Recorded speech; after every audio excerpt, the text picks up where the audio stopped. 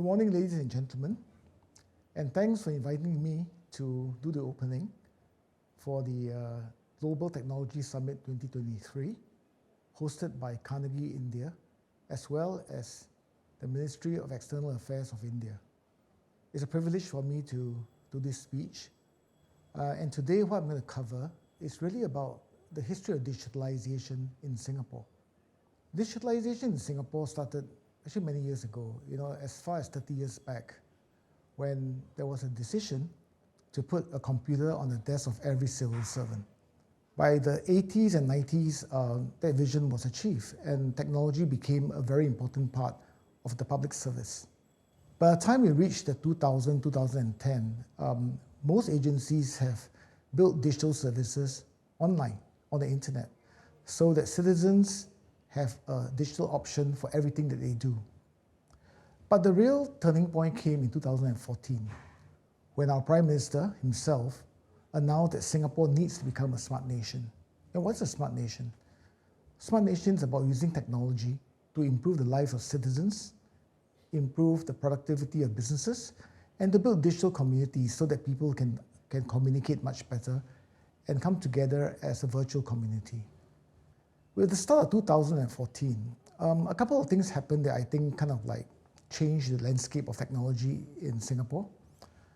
I think the first thing that happened was we had to build digital capabilities through bringing in talent that knows technology.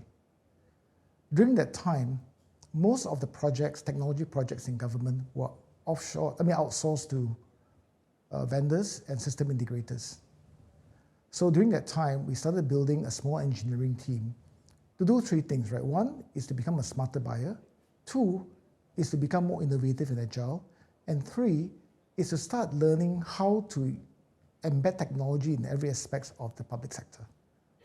We started with like 7 engineers, and before we know it, 10 years later now, 9.5, 10 years later, we have close to 1,200 engineers focusing on application development, data science and AI, cybersecurity, smart systems, and also very importantly, infrastructure, which includes the cloud. So this building of technology talent within the government opens up a very different window of opportunities for digitalization within Singapore. I think the second very important thing was that when Smart Nation was announced, there was a very, very clear view that technology is going to be important. And GovTech was created as an agency for digitalization for the entire government. And during that time, it was clear that GovTech needs to be part of Smart Nation Digital Government, which is really an office that focuses on digitalizing the whole of government, and it reported to the Prime Minister's office. I think putting GovTech and SNDG at the center of government really helped us to implement common products that can be used throughout the whole of Singapore public sector. Today, we still report to an interministerial committee chaired by our senior minister, Mr. Teo Chee Hean, plus 4 other ministers. So this cuts across the entire government. The third thing that was important was really about the democratization of technology. By 2017 or 18, there was a growing need to put the government onto the commercial cloud. At first, it was difficult because of a lot of reservations about security, resiliency, etc.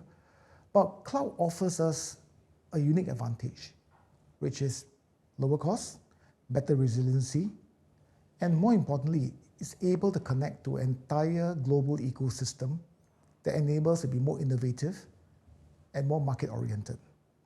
So we started the cloud journey as far back as I said 2016. Policy were then revised. By 2018, we started implementing commercial cloud for the government. Today, about 70% of all eligible systems are already on the commercial cloud. And that's a very big step for us because the democratization of technology allows us to then step forward in using things like SaaS.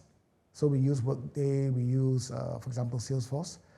It also kind of opens up the domain for artificial intelligence. Trying to get into generative AI with foundational models, etc., without the use of cloud is going to be impossible. So we are lucky in that sense. I think all these things kind of like built really a digital public infrastructure that really helped Singapore move forward significantly. And the biggest test we had was, of course, the pandemic. In the 3 years during the pandemic, the digital technology played a significant part in solving problems day in and day out. And we could only do it because we had the people, we had the technology, and we had the governance in place to make this happen. So this is an exciting journey. I think we have only begun in some ways, and it will continue for years to come. And it will become more and more important in the building of a smart nation. So with that, thank you very much. It's an honor to be here.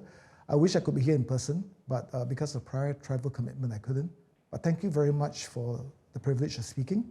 And more importantly, have a good conference, and I wish you every success. Thank you.